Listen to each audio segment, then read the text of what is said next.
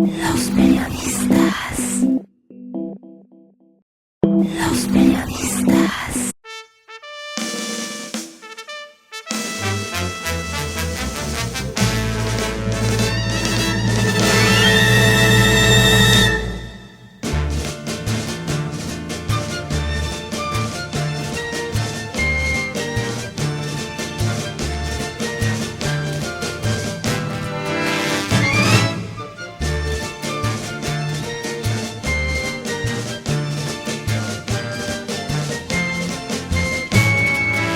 Amena charla decembrina con gente de Venezuela.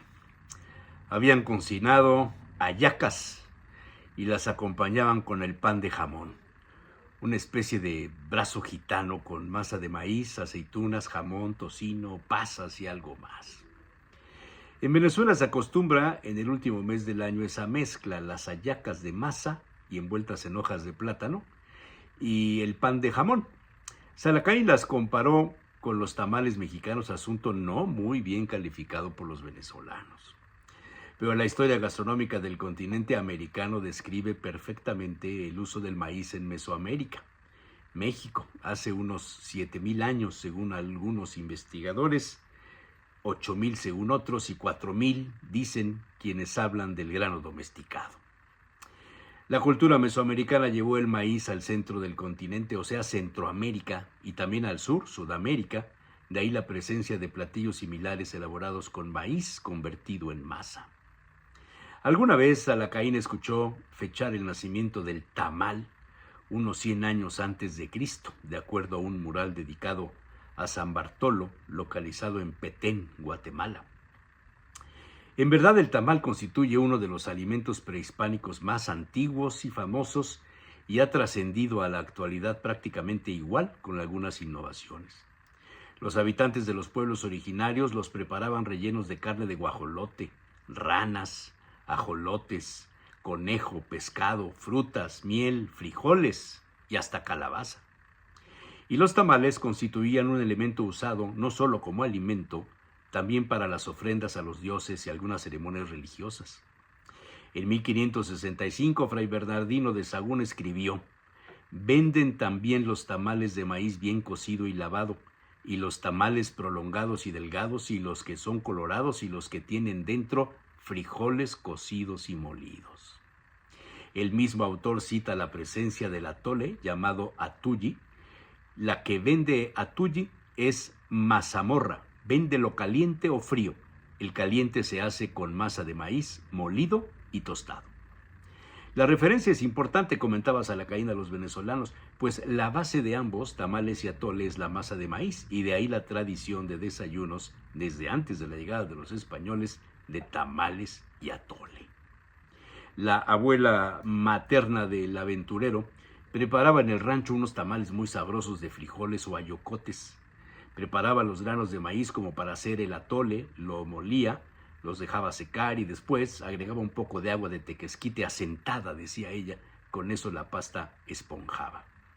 Además había preparado unas hojas de maíz, la envoltura de la mazorca, y les untaba la masa y agregaba los frijoles refritos, doblaba las hojas, o sea, envolvía la masa e iba colocando uno a uno los tamales parados, verticales, dentro de una olla de barro donde había un doble fondo. Le habían colocado una especie de rejilla para poner ahí los tamales y abajo el agua.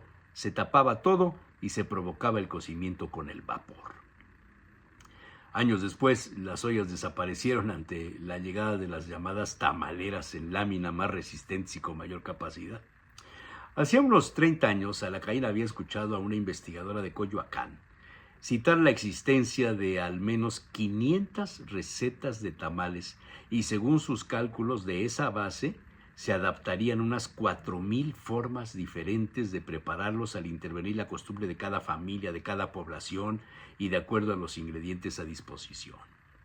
Salacaín añadía en la charla la presencia de tamales de colores, como en Oaxaca son azules por la presencia del añil, y de ahí toda la gama de tamales con apellido, como los jarochos, los chapanecos, los oaxaqueños, los yucatecos, los tabasqueños, etc.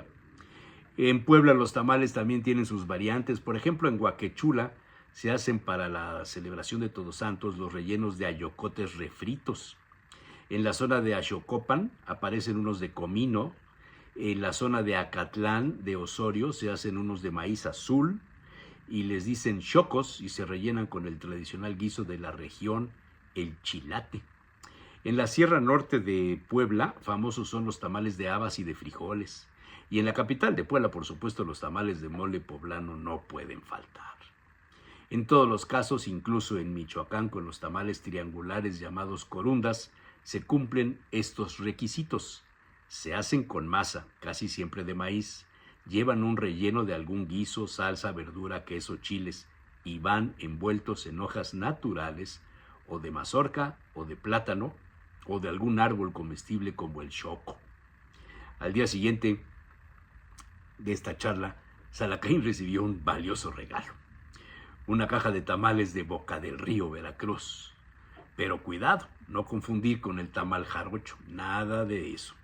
Desde hace varias décadas, la familia Uscanga, propietaria de un puesto en el Estero, llamado coloquialmente el Puesto del Negro, se dedica a hacer los bollos dulces y los tamales rellenos de carne de cerdo en adobo y condimentados con hoja de acuyo.